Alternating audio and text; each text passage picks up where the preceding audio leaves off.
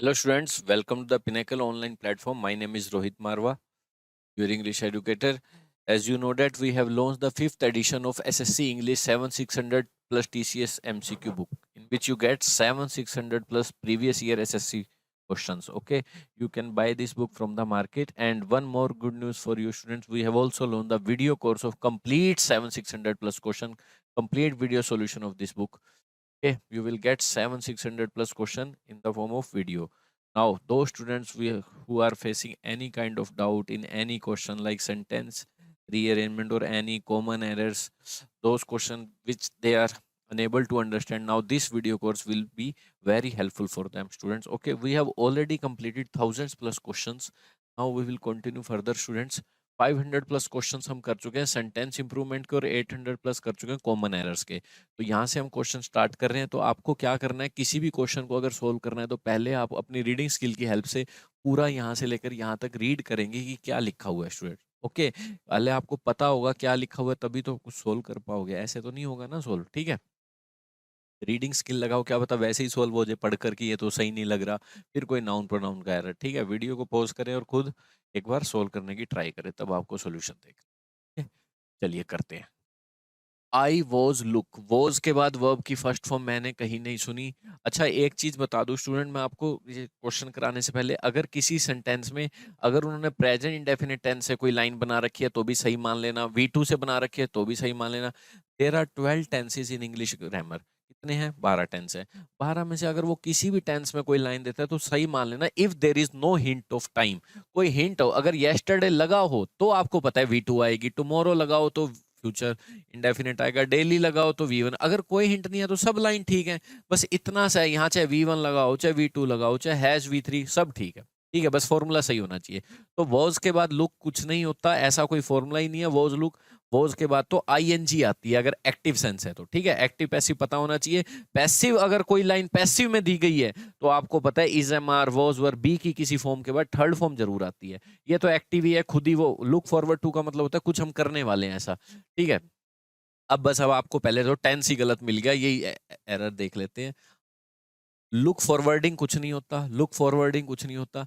अब ये रह गए लुक फॉरवर्ड और ये लुक फॉरवर्ड। अब आ जाओ, अब मैं आगे आपको एक चीज समझा देता हूँ, जैसे मैंने वो क्लियर करी ये क्वेश्चन हो जाएगा, बड़ा इजी है। ठीक है, क्या है क्वेश्चन देखिए देखो, आपको पता है बच्चों एक एडवांस वर्ब क्या होती है और एक मेन वर्ब सेंटेंस की क्या होती है। मेन वर्ब ये है सेंटेंस की, एक क्लोज में एक ही वर्ब आ सकती है, बाकी जितनी भी वर्ब आएंगी स्टूडेंट्स वो आएंगी एडवांस वर्ब। क्या आएंगी वो? एडवांस। ठीक है, क्या एडवांस वर्ब क्यों बोलते हैं उसको? क्योंकि वो वर्ब की जगह पे नहीं आती, वो नॉन फाइनाइट वर्ब होती है, वो टेंस और सब्जेक्ट के अकॉर्डिंग नहीं चलती, वो नाउन की जगह पे आती है। एक वर्ब आ गई मैं चाहता हूं, अब मैंने बोला खेलना, यहाँ आना ऑब्जेक्ट था और मुंह से निकल गई वर्ब खेल। हाँ, और ये जगह किसकी है? ऑब्जेक्ट की। तो आपको इसको नाउन बनाना पड़ेगा। क्या बनाना पड़ेगा? इसको नाउन बनाना पड़ेगा, नहीं तो ये लाइन गलत है आपकी। तो आपको इसे नाउन बनाने के लिए क्या करना पड़ेगा?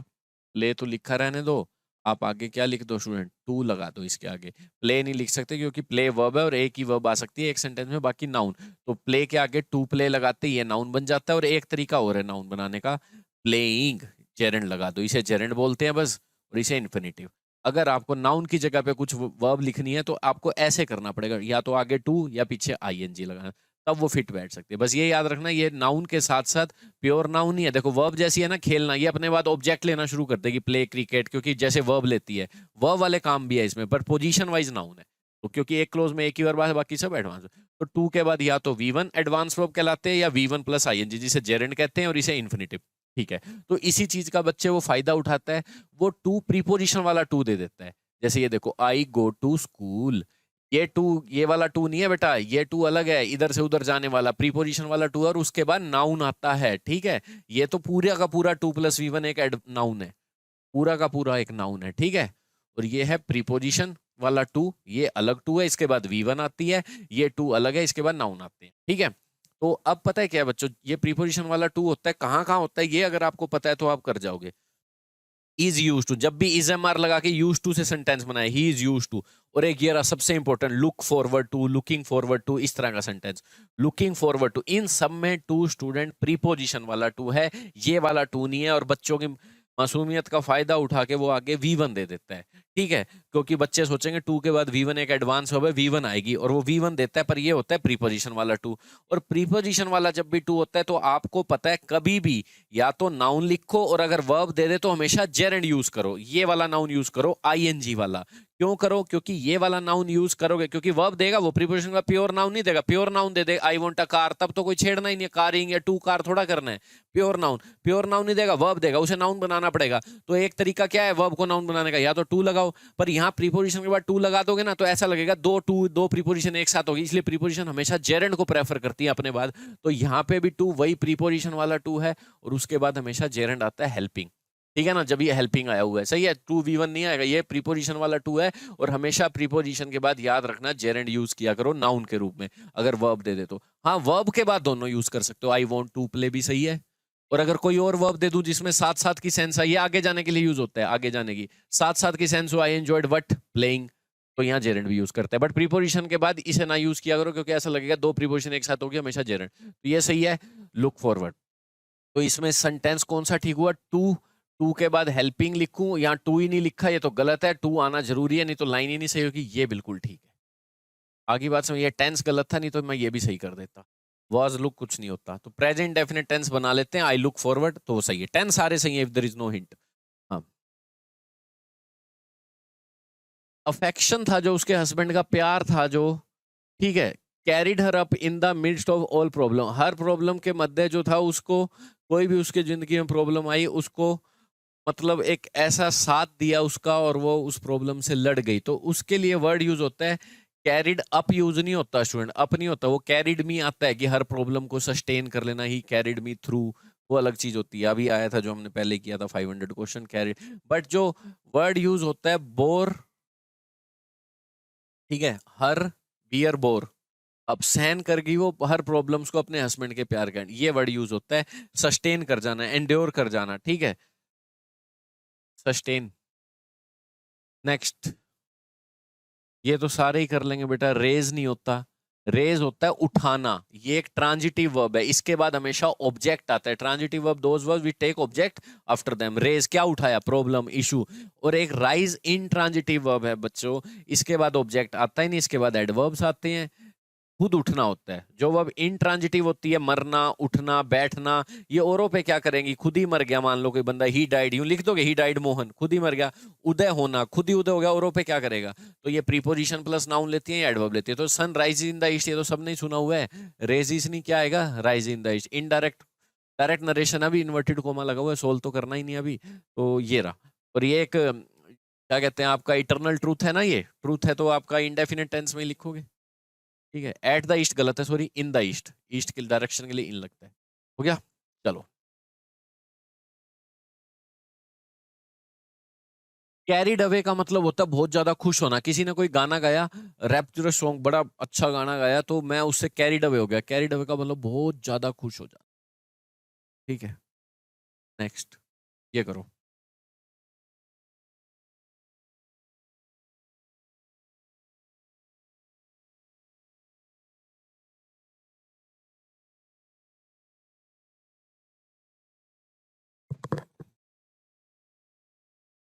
हाँ, Ukrainian soldier passed in for several week, passed in का मतलब क्या होता है, सेवरल वीक्स के, हेल्ड आउट का मतलब होता है डिफिकल्टी में पड़े रहना, जैसे अब लड़ाई हुई थी रशिया और यूक्रेन की, तो वो बड़े डिफिकल्टी के फेज में थे, वहीं लड़ाइयाँ हो रही है और वो बेचारे वहां अटक गए हैं, ठीक है।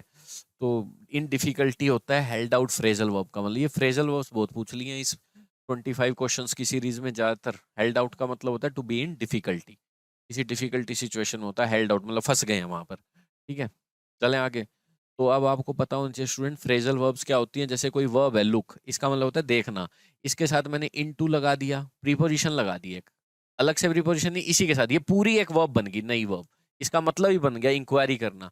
लुक का मतलब फिर से देखना, आफ्टर लगा दिया तो एक नई वर्ब तैयार होगी, फ्रेजल वर्ब्स बोलते हैं इनको। एक तो प्रीपोजिशन अलग से भी लगती हैं, वो ऑब्जेक्ट लेती हैं, बट ये एक पूरी वर्ब बन गई नए मीनिंग के साथ, इसका मतलब बोल गया देखभाल करना, लुक फॉर सर्च करना, ऐसी ये फ्रेजल वर्ब्स है, हेल्ड आउट लिखोगे तभी मीनिंग आएगा। नेक्स्ट, हाँ, आई टोल्ड पूजा, अब देखो स्टूडेंट आप यूं सोचोगे मेन क्लोज पास्ट में है तो ये भी पास्ट सही है, कुड आएगा, बट पता है क्या है, ये टोल्ड पूजा इससे रिलेट नहीं कर रहा है, इस लाइन को देखो, आज इधर से आओ। हाँ, यहाँ कुछ गड़बड़ है, यहाँ पे टेल पूजा या कुछ आना चाहिए था, पर टोल्ड पूजा लिख रहे हैं ना कि मैंने उसे बताया था, पर यहाँ इसे कैन आ नहीं सकता, कैन की सेकंड फॉर्म आएगी, बट मैं इसे रिलेट करूंगा इस लाइन से, क्योंकि ये वाइल वाला लाइन है, ठीक है। अब आपको पता ही है स्टूडेंट्स, क्या अगर ये कंजंक्शन वाला क्लोज भी प्रेजेंट है तो वो भी प्रेजेंट में लिख सकते हो, ऐसी कोई बात नहीं है, ठीक है। देखो अब क्या है, I told Pooja that she could have used my car to get around while she is in my hometown.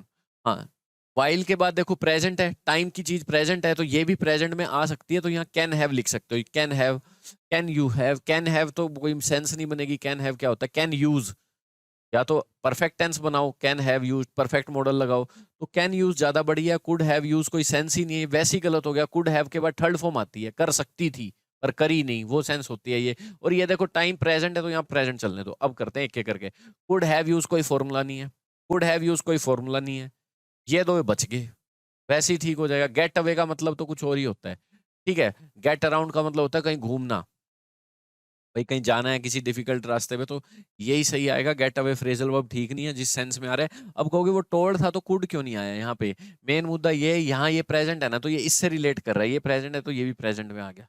वैसे मेन क्लोज पास्ट हो तो सारा पास्ट हो जाता है, बट ये लाइन इससे रिलेट कर रही है। नेक्स्ट, ये करिए, ऑर्डर देना सर।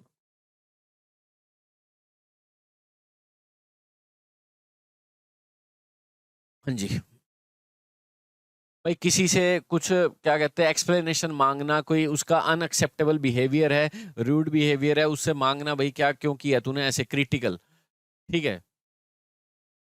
भाई अपना जवाब दे, उसकी क्रिटिसाइज करा तो कॉल्ड आउट होता है, ठीक है। नेक्स्ट, और कुछ नहीं है यहाँ पे।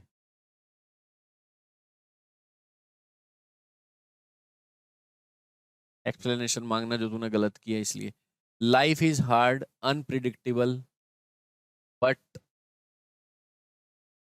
तो कोई वर्ड ही नहीं है ये तो, बट दो, ये तो कंजंक्शन है, और कंजंक्शन के बाद तो पूरा सेंटेंस आता है। यहाँ पे देखो क्या है, life is hard linking verb है, और लिंकिंग इज मेन वर्ब है, ये आईएनजी ना लगा देना, मेन वर्ब भी होते हैं, और जब इजम आर मेन वर्ब होती है तो आगे सब्जेक्ट को क्वालिफाई करने वाला टॉपिक आता है। सब्जेक्ट क्या है, नाउन प्रोनाउन, एडजेक्टिव आता है, ये एडजेक्टिव, ये एडजेक्टिव।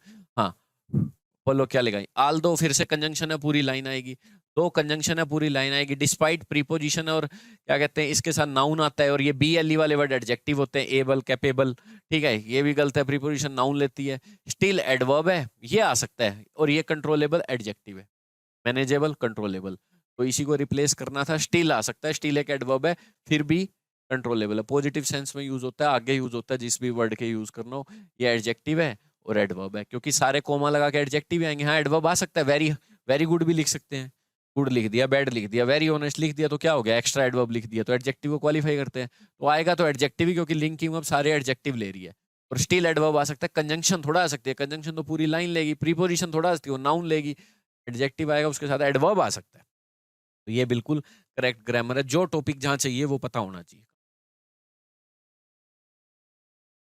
हाँ, Reema and Asha were frolicking in the park, इसे रिप्लेस करना है, मतलब ये अंडरलाइन करके कह रहे हैं रिप्लेस करके दिखाओ भाई, कुछ ना कुछ रिप्लेस करो, नो इम्प्रूवमेंट भी नहीं दे रहे, ठीक है। फ्रॉलिकिंग का मतलब वैसे तो ये होता है कि थोड़ा मजे लेना, क्लास मतलब कहीं पार्क में मजे वगैरह लेना, इस तरह से यूज होता है भाई, खुश रहना, पार्क में खेलना कूदना भी हो जाता है इसका मतलब, बट रिप्लेस तो करना ही पड़ेगा। इंजॉइंग एक ऐसी वर्ब है जो अपने बाद रिफ्लेक्सिव प्रोनाउन लेती है, इसलिए मैं ये लिखूंगा, कई बच्चे कहेंगे ये क्यों नहीं आया, इंजॉइंग देमसेल्व्स, आपने पढ़ा होगा, एंजॉय एक ऐसी वर्ब है, ट्रांजिटिव वर्ब है, जो अपने बाद ऑब्जेक्ट लेती है। एंजॉय द पार्टी, या तो पार्टी लिखो, अगर कुछ नहीं लिखना तो आपको अपने आप पे काम करना पड़ेगा, enjoy my self in the party, in the party preposition का ऑब्जेक्ट है, तो ये इंजॉय, ये गार्डन प्रीपोजिशन का ऑब्जेक्ट है, इस बेचारी को तो वह ऑब्जेक्ट नहीं दिया, प्रीपोजिशन के बाद जो नाउन होता है वो प्रीपोजिशन के ऑब्जेक्ट होता है, ये वर्ब ट्रांजिटिव है, इसे ऑब्जेक्ट देना था देमसेल्व्स, वो लिखा नहीं हुआ इसलिए ये गलत है।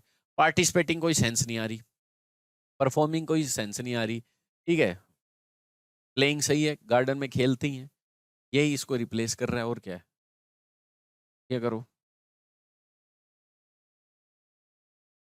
द स्वीट एंड बिटर, ये एडजेक्टिव है साथ में लगे हुए, ये सब्जेक्ट है आपका, ये प्रीपोजिशन का ऑब्जेक्ट है, ओवर पास्ट, मेमोरीज के लिए वर्ब्स भी सही हो, या ये प्रेजेंट डेफिनेट टेंस आया हुआ है, बिल्कुल सही है। Make her weekend sad, अब कह रहे हैं रिप्लेस करो, हाँ, ये हैड टू करना पड़ता था। हैड टू का मतलब होता है आई हैव टू का मतलब I have to work hard, मुझे करना पड़ता है। I had to work hard करना पड़ता था। ओट टू होता है मोरल एडवाइस के लिए, you ought to respect your parents, country. Must करना चाहिए, ये कोई सेंस नहीं बनी। ओट टू का मतलब भी करना चाहिए। मेक का मतलब होता है बना देना, बना देना। I made him fool, I made him intelligent, I made his birthday special, इस तरह से यूज होते हैं ये वर्ड।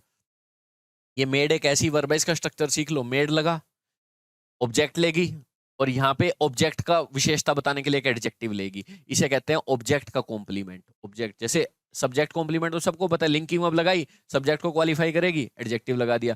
कुछ वर्ब ऐसी हैं जो ऑब्जेक्ट को क्वालिफाई करते हैं, उन्हें ऑब्जेक्ट कॉम्प्लीमेंट वाली वर्ब कह सकते हैं। ठीक है, ऐसे तो ऑब्जेक्ट कॉम्प्लीमेंट लिखवाएगी अपने बाद। I made him happy, I made him fool, ऐसे फुलिश बोलो। या फिर ये बेयर इन्फिनिटिव भी लेते हैं कई बार, ओनली वी वन।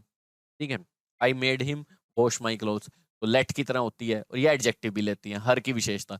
वीक और सैड यही है, वीक कमजोर, अनहैप्पी। इसको रिप्लेस करना है तो यही ले लो, पास्ट इंडेफिनिट टेंस ले लो, कोई दिक्कत नहीं। टेंस तो कोई भी ले सकते हो if there is no hint. बाकी की कोई सेंस आ नहीं रही थी, पीला पड़ जाना होता है इसका मतलब। मॉडल वगैरह जो भी यूज कर रखे हैं वो सेंस नहीं दे रहे, यही है। मेड का मेड ही लिखेंगे, और क्या है, बदल थोड़ा दोगे कुछ। बना दिया, मैंने उसको ऐसा बना दिया, उसकी मेमोरीज ने उसको ऐसा बना दिया, मेड। ये सेंस बिल्कुल सही है, बाकी सेंस नहीं आ रही रिप्लेस करने पे। अभी मैंने आपको बताया था इन्फिनिटिव जेरेंड का चक्कर। My mom told me, sentence में एक वर्ब आ सकती है, आ गई। बाकी जितनी भी आएंगी या तो इन्फिनिटिव आएगा या जेरेंड आएगा। इन्फिनिटिव आता है आगे जाने की सेंस के लिए, ठीक है। ये भी एक इन्फिनिटिव है, पर इसका इन्फिनिटिव ढंग से यूज करो। To have plus third form वाला परफेक्ट इन्फिनिटिव है, फिर आगे थर्ड फॉर्म लगाओ। पर इसका मतलब होता है हो चुका, पर उसने बताया है तो हो थोड़ा चुका, होना है अभी। तो टू क्लीन आएगा, परफेक्ट इन्फिनिटिव नहीं आएगा, टू क्लीन अप आएगा।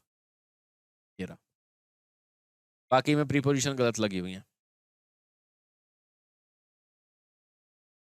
हाँ, सेकंड फॉर्म लगा के सेंटेंस बनाए हुए, all tense are correct if there is no hint. बनाने दो, जो अगला बना रहा है कल की बात कर रहा है, करने दो। क्योंकि यहाँ कोई डेली तो लिख नहीं रखा, ना कोई टुमारो लिख रखा कि फ्यूचर लगाओगे, जो लिखा है लिखे रहने दो। इंक्वायर करना मतलब किसी के बारे में पूछना। श्रीजा इसकी मदर होगी, अपनी डॉटर की रेपुटेशन के बारे में अबाउट। इंक्वायर्ड अबाउट नहीं होता, इंक्वायर्ड फॉर होता है। एक तो इंक्वायर्ड किससे इंक्वायरी ले रहे हो, एक तो ये होता है इंक्वायर्ड ऑफ मी, मेरे से, प्रिंसिपल से, तो मी ऑफ लगता है।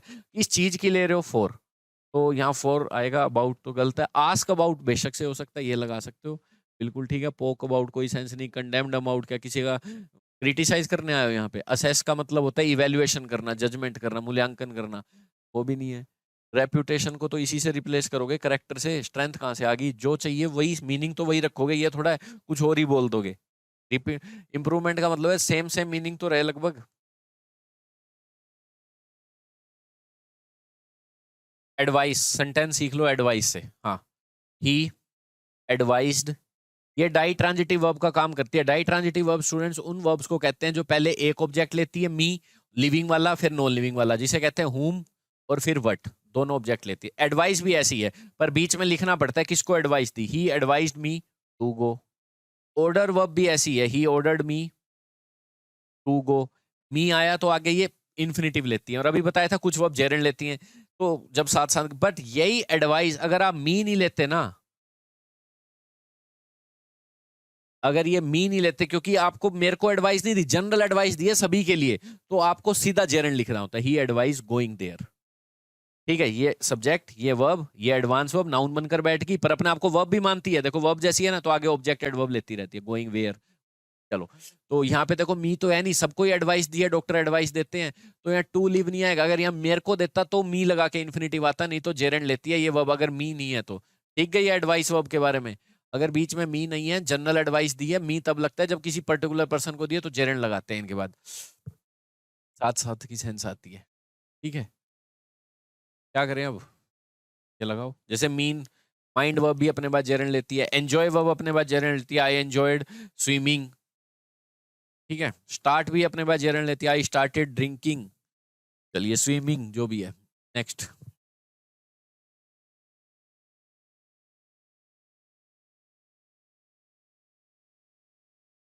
कुछ कोई लोग, it is a bad habit to talk in while someone is speaking. कोई बोल रहा है, रिप्लेस करना है, कट इन होता है, बीच में उसकी बात को कट कर देना, ये वर्ड यूज होता है इंटरप्ट। मतलब होता है इंटरप्ट करना। कट इन फ्रेजल वर्ब सही है। इट वाज अपेरेंट का मतलब होता है साफ दिख रहा था। That a girl was heading into a serious disaster. Heading into नहीं होता, हेड फॉर समथिंग का मतलब है कुछ ऐसा करने जा रहे हो जो आपके कारण ही हो रहा है, आपके ही एक्शंस के कारण हो रहा है। Head for something, serious disaster की तरफ, head for a serious disaster. ठीक है, उस तरफ बढ़ रही है ये धीरे धीरे। पोज लगा है तो आईएनजी आएगा। ये कोई ये प्रीपोजिशन ठीक नहीं है, यही ठीक है, रिप्लेस तो करना ही है।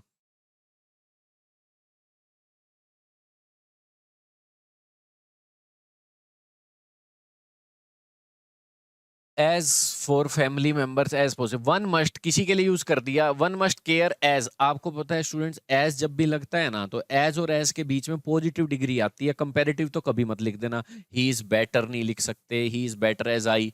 वो उतना ही अच्छा है जितना मैं हूं, उतना ही है। तो बेटर कौन है? फिर कोई नहीं है। बेटर तो तब आता है जब आगे देन हो। तो इनके बीच में पॉजिटिव डिग्री आती है, गुड। कभी मोर भी नहीं आएगा, मच बेशक से आ जाए, क्योंकि मच पॉजिटिव डिग्री का है। तो ऐसा ही कुछ ढूंढ लो। ये सुपरलेटिव डिग्री है, सुपरलेटिव डिग्री है, कंपैरेटिव डिग्री। और एज के बीच में लिखनी है मच, एक पॉजिटिव डिग्री है, ये आता है। ठीक है, इनके बीच में कंपैरेटिव डिग्री कभी नहीं आती। He is as good as, he is as wise as, he is as clever as. ठीक है, अगर आपको if you want to use comparative degree, you should make sentence like this: he is better than she. Okay, next.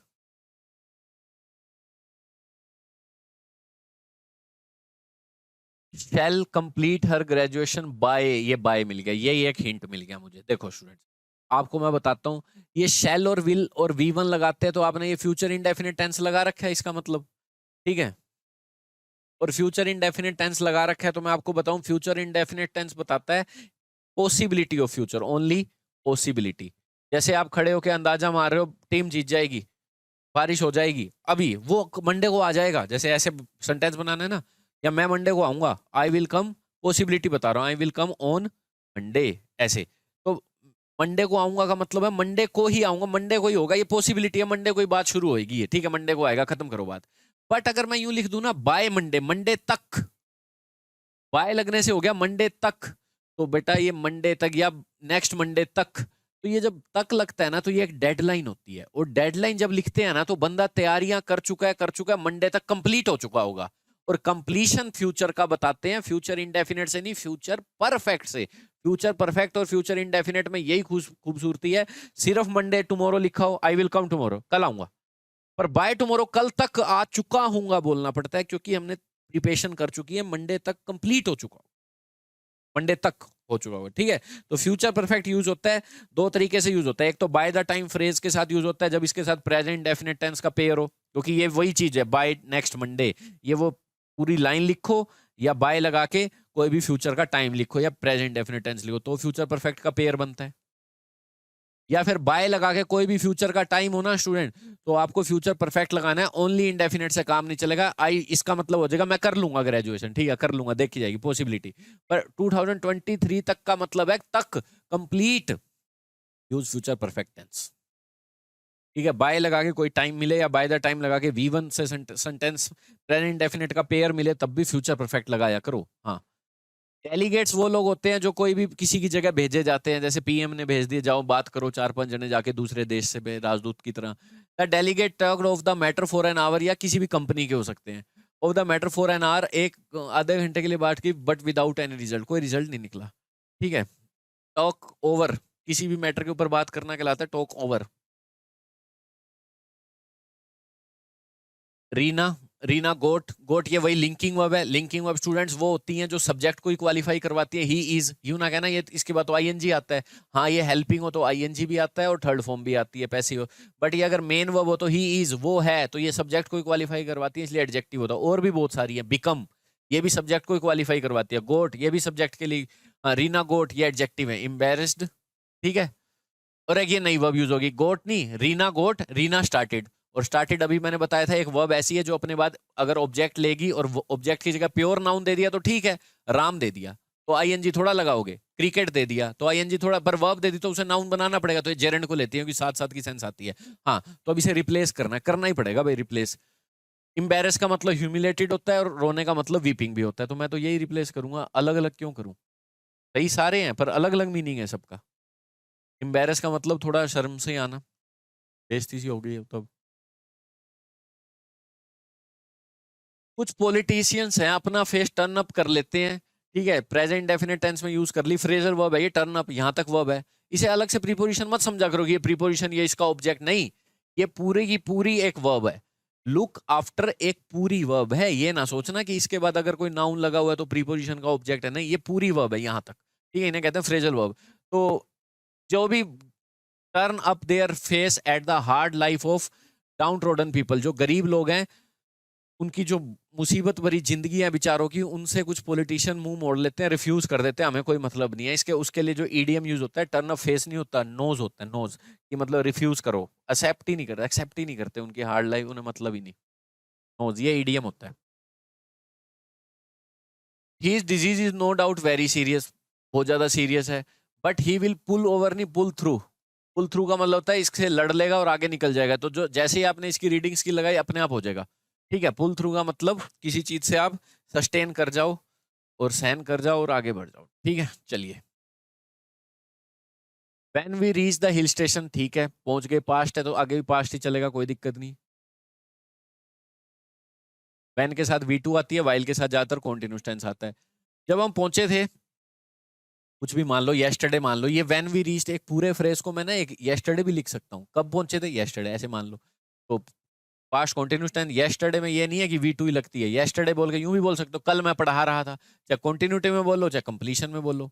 हाँ, it was raining the heaviest, ये गलत है, raining को qualify करना और आपने एक एडजेक्टिव लिख दिया, नाउन को क्वालिफाई नहीं करना या प्रोनाउन को, इसको करना है वर्ब को, और वर्ब को जब क्वालिफाई करते हैं तो वर्ब एडवर्ब टॉपिक आता है। He runs how slowly, he speaks how loudly, raining how heavy adjective है, हैवीली एडवर्ब है, यही है। मोस्ट हैवीली क्यों नहीं लगाऊंगा, क्योंकि कोई सुपरलेटिव रिक्वायरमेंट ही नहीं है, ठीक है। मोस्ट हैवीली भी लगा सकते थे, देखो डिग्री एडजेक्टिव की भी होती है एडवर्ब की भी होती है, देखो ही रन्स, क्यों लिख दू मोस्ट स्लोली बिना बात के, एक ही पर्सन की बात हो रही है तो आप पॉजिटिव डिग्री का यूज करोगे, ठीक है ना। वैसे तो इसका स्लोलियर से बन जाएगा। हाँ, इतनी सी बात सीखो, एक अच्छी सी बात बताता हूँ, डिग्री क्या होती है, एडजेक्टिव्स की होती है good, better, best. If you want to talk about a single person you should use positive degree, he is a good boy. If you want to compare two person you should use comparative degree, better. If you want to compare more than 2% you should superlative degree, ठीक है। पता कैसे लगता है, अपने आप पता चलता है, he is the best student of the class, he is better then Mohan, ऐसे एक ही बनने की बात हो, एक ही जने की पर्सन की गुड लगाओ। ऐसे ही अगर मैंने स्लो लिख दिया तो स्लो की कंपैरेटिव डिग्री क्या होती है, स्लोअर, स्लोएस्ट।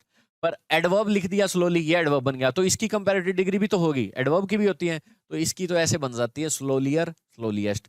पर कुछ एडजेक्टिव है जो नी ढीठ है, ई आर नहीं लेते, ब्यूटीफुल, क्योंकि वो दो सिलेबल वर्ड है, फुल सफिक्स लगा होता है, तो इनकी डिग्री कैसे बनानी पड़ती है, मोर, मोस्ट। ऐसे कुछ एडवर्ब भी ढीठ है, उनकी भी ऐसे बनानी पड़ती है, हैवीलियर नहीं हो सकता तो क्या मोर, मोस्ट लगा लेते हैं, पर डिग्री तो बढ़ानी पड़ती है। तो यहाँ पे बस सिंपल लिखो हैवीली, क्योंकि यहाँ पे सुपरलेटिव की रिक्वायरमेंट नहीं है कि पहले से ज्यादा हैवीली या कुछ ऐसे। He was benefit of hope after the tragedy struck, tragedy घटी तो उसकी सारी आशा से वो खत्म, ठीक है। और कौन सा वर्ड है, फील्ड ऑफ होप, आशा से भर गया। राउज का मतलब होता है किसी को उठाना, स्ट्रेन का मतलब होता है दिमाग में टेंशन, डिवॉय का मतलब होता है, डिवॉइड का मतलब किसी चीज के आप लैक कर रहे हो, लैक ऑफ समथिंग, और इसके साथ प्रीपोजिशन ऑफ आती है, डिवॉइड ऑफ, लैक, आशा बिल्कुल ही खत्म होगी उसकी जब उसे ट्रेजेडी हुई।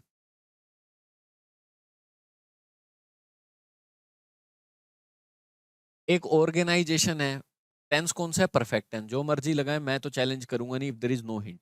Organise hand setup for a free Mandela committee, organisation ने एक सेटअप की फ्री मंडेला कमेटी कर दी, चलो हेड वी थ्री यूज कर दिया क्योंकि ये पहले की है, और जो इसके बाद कुछ होगा पास्ट में तो वी टू कर लेना। आपको पता है जब भी एक बात करते हैं तो वी टू लगा सकते हो, आई सो हर, एक बात, मैंने कल उसको देखा था, आई सो हर, मेरे कल पासपोर्ट गुम हो गया था, आई लॉस्ट माई, पर दोनों बातों को रिलेट करो कि उससे देखने से पहले मेरा पासपोर्ट गुम हो गया, दोनों पास्ट के पर एक दूसरे से पहले है।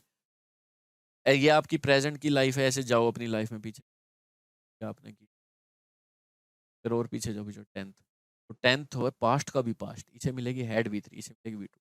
पेशेंट, डॉक्टर के आने से पहले पेशेंट मर चुका था, पेशेंट पहले ही हो गया था, हेड वी थ्री, बाद में डॉक्टर आया था। स्टेशन में पहुंचने से पहले ट्रेन जा चुकी थी, तो पहले ट्रेन जा चुकी थी, हेड वी थ्री, बाद में, चलो करें, हो गया। हाँ, organisation head setup for a free Mandela committee, पहले कमेटी बनाई होगी फिर एक कैंपेन चलाया होगा फ्री मंडेला, चलो। सेटअप 4। अब आपको सीखना है सेटअप के बारे में। सेटअप एक ट्रांजिटिव वर्ब है, फ्रेजल वर्ब है या जो भी है, यहां तक वर्ब है, आप कोई प्रीपोजिशन नहीं है, पूरी वर्ब है सेटअप। और एक ये ट्रांजिटिव वर्ब है, और ट्रांजिटिव वर्ब वो होती हैं जो अपने बाद ऑब्जेक्ट ले ले, मतलब वट की साउंड आ जाए जिनके बाद। जैसे ये देखो, अगर मैं आई राइट के बाद यूं लिख दूं आई राइट इन अ लेटर, तो कितना गलत चीज है। आई राइट वट ये ऑब्जेक्ट ले सकती है, तो प्रीपोजिशन नहीं आएगी, प्रीपोजिशन लगा दोगे तो लेटर इसका ऑब्जेक्ट हो जाएगा और कुल मिला के एडवर्ब हो जाएगा। और जो वर्ब इंट्रांजिटिव होते हैं वो ऑब्जेक्ट नहीं लेती, वो एडवर्ब लेती हैं या प्रीपोजिशन बीच में डाल के नाउन लेती हैं। जैसे ही जंप्ड, वट की आवाज नहीं आएगी कभी, ही जंप क्या, प्रीपोजिशन लगा देते हैं। ही सिटिंग क्या, ऑन अ टेबल। तो सेटअप एक ट्रांजिटिव है। सेटअप वट क्या सेटअप किया, कॉमेटी। फोर लग, डोंट नीड फोर हेयर।